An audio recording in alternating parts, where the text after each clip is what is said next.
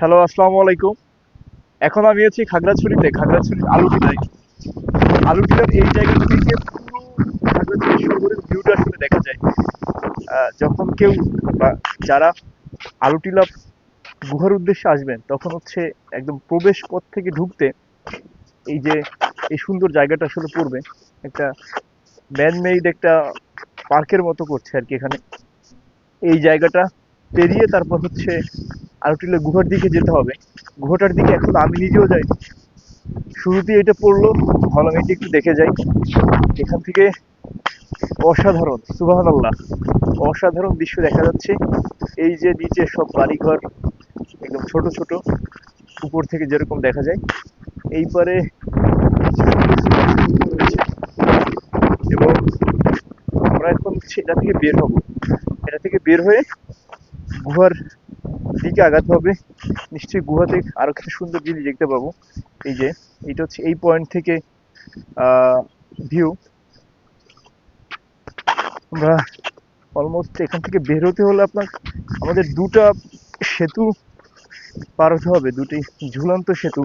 এখন সকালবেলা হওয়ার কারণে একদম দর্শনার্থী নেই বললেই চলে। মাত্র সকাল 9টা, রমজানের দিন। আমাদের এখন এই জায়গাটা থেকে বেরিয়ে গুহার দিকে যাওয়ার পালা। তো এই জায়গার এইখান থেকে আর একটা ভিউ পয়েন্ট হচ্ছে চমৎকার, একদম অসাধারণ। আর একটা ভিউ পয়েন্ট হচ্ছে এইটা, যেটা থেকে আরো চমৎকার ভাবে পুরো শহরটাকে দেখা যাবে।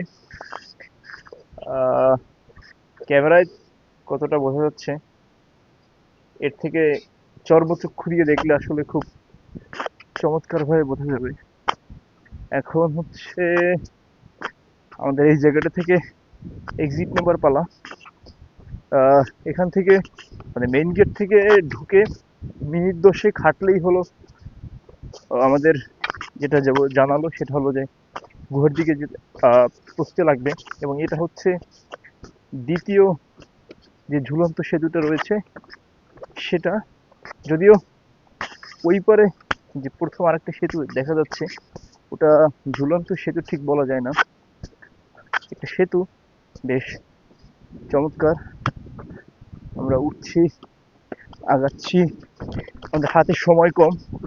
আজকে আবার সরি, আজকে আবার চিটাগং অব্দি যেতে হবে। আবার ওখান থেকে ঢাকা বিকাল 5টায় হচ্ছে আমাদের ট্রেন ঢাকার উদ্দেশ্যে। এরপরে আবার বাড়িতে যাওয়ার পালা।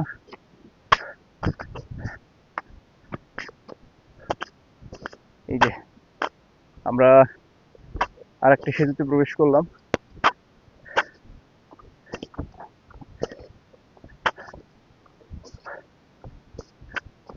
এই পাড়টা ধরে এই পারের চমৎকার দৃশ্য, এদিককার চমৎকার দৃশ্য, এটা হচ্ছে অসাধারণ একদম।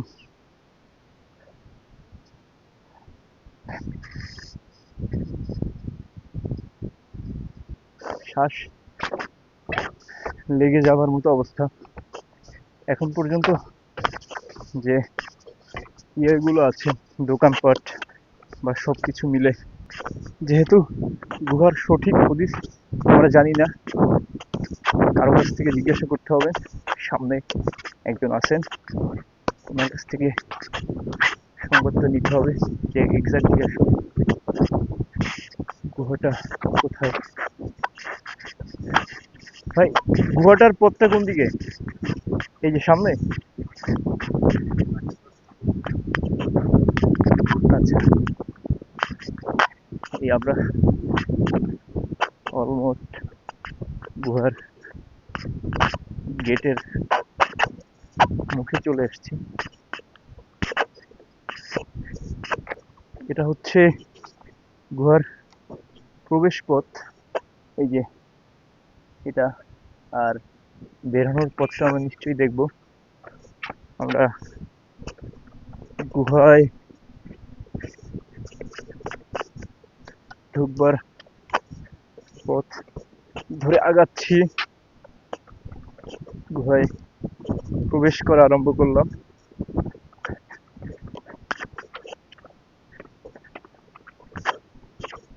নিশ্চয়ই সামনে ভালো কিছু অপেক্ষা করছে। জীবনে এর আগে কোনোদিন কোনো গুহায় যাওয়া হয়নি, ফার্স্ট টাইম। এই কারণে বেশ এক্সাইটেড। আর ভিডিও করতে করতে হাত ব্যথা হয়ে যাচ্ছে, মানে ফোন এভাবে ধরে রাখতে। অ্যাকচুয়ালি আমি আমার ফোন আটকানোর স্ট্যান্ডটাকে খুব মিস করছি, যে ছবি তোলা থেকে সব বিভিন্ন ভিডিও করা থেকে আমাকে বেশ সাপোর্ট দিত, কিন্তু ওইটা সম্প্রতি ডেড হয়েছে এই কারণে। আর এবারকার পার্বত্য যে 3 জেলার সফর, এটা পুরোটা আনএক্সপেক্টেড। এটার কোনোই পরিকল্পনা ছিল না।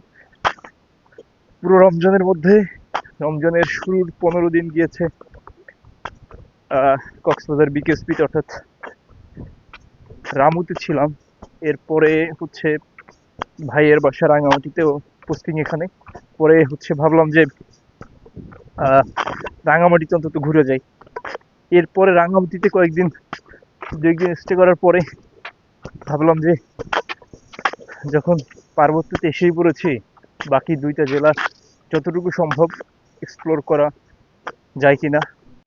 সত্য কথা যেটা, যে একদম এক্স্যাক্টলি রিয়ালিটি যেটা, যে এই যে পার্বত্য যে 3 জেলা, এটা অন্তত আমার যেটা মনে হচ্ছে যে মাস খানেক ছাড়া তো অন্তত এক্সপ্লোর করা কোনোভাবেই পসিবল না, মানে পুরোপুরি অন্তত একটা শেপে নিয়ে আসতে। সেই জায়গাটা থেকে মাত্র 1 সপ্তাহ 1 দিনে আসলে কিছুই সম্ভব না। রীতিমতো বড় সড়ো একটা আফসোস নিয়ে ফিরতে হবে। দেখা যাক। আমি এখন আছি আলুটিলা গুহার একদম সম্মুখে। কোথাও কেউ নেই, একদম শুনশান নীরবতা। একটু ভয় ভয় কাজ করছে যে এক্স্যাক্টলি আসলে কি হয়, ভিতরে কি আছে, যেহেতু গুহার কোনো এক্সপিরিয়েন্স এর আগে বা এর পূর্বে ছিল না বা নাই। সব মিলে একটু ভয় ভয় কাজ করছে। যাই হোক, ফিয়ামালিল্লাহ, ভিতরে যাই। বেশ ভালো একটা অভিজ্ঞতা হবে আশা করছি। গুহার ভিতরে ঢুকছি।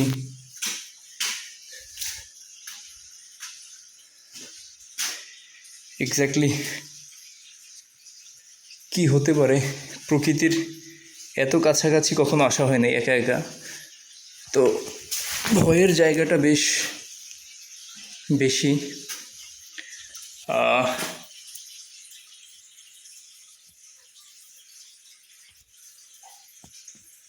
আমি মনে হয় না একা একা ভিতরে যেতে পারবো, সেই সাহস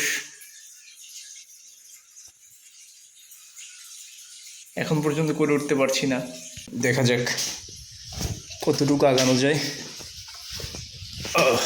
বিসমিল্লাহ।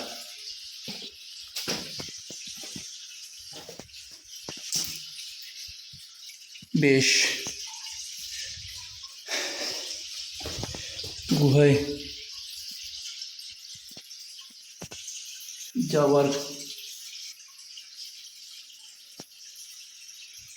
বেশ ভয় ভয় অনুভব হচ্ছে। মনে হচ্ছে প্রতিটা পদে কোনো অজানা বিপদ আসলে লুকিয়ে আছে। এই কারণে সামনের দিকে আগানোটা আমার সমীচীন মনে হচ্ছে না। নিশ্চয়ই আসতে হবে প্রকৃতির ডাকে সাড়া দিয়ে কোনো এক সময়ে। তাই এবারের যাত্রায় ফিরতে হচ্ছে। গুহার ভিতরে যেহেতু যাবার সাহসে কুলাচ্ছে না, আমি গুহার প্রায় প্রবেশ পথেই বসে আছি। বসে বসে ঝিরি থেকে যে পানি আসছে সেই পানির শব্দ শুনছি, এবং ভিতরে কবরের মতো অন্ধকার। এই যে এখানে যাওয়ার মতো যে এলিমেন্টসগুলো, লাইট বা গ্যাজেটগুলো, সেগুলো আসলে আমার কাছে নাই, যেহেতু কোনো পূর্ব উপস্থিতি ছিল না এখানে আসার। সব মিলে ঝিরির শব্দ শুনছি, এবং আপনারাও শুনুন।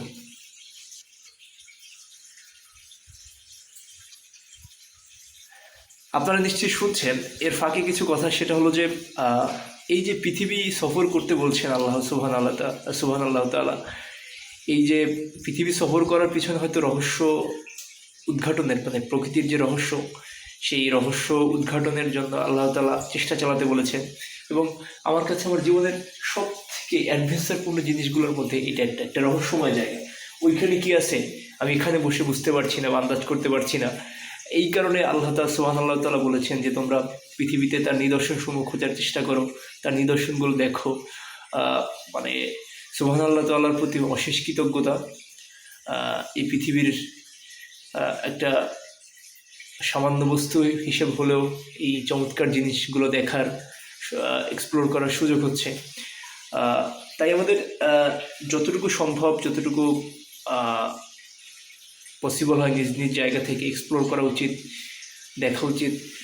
আমি হয়তো এখান থেকে এখন বের হব, নিশ্চয়ই একটা বড় আফসোস নিয়ে বের হতে হচ্ছে, যেহেতু বের হওয়ার পথ এইটাই, কিন্তু যাওয়া হচ্ছে না। এরকম একটা রিস্ক হয়তো এখন নিব না। পুরো জায়গাটা জুড়ে আমি একা, মানে যেহেতু এটা অফ সিজন বা ডাল সিজন, এখানে আসলে সেরকম লোকজন বা সেই ধরনের মানুষের উপস্থিতি আসলে নাই। এই কারণে সাহসে করে যে সামনের দিকে আগাবো এই বিষয়টা করতে পারছি না। নিশ্চয়ই পরবর্তীতে কখনো আসবো।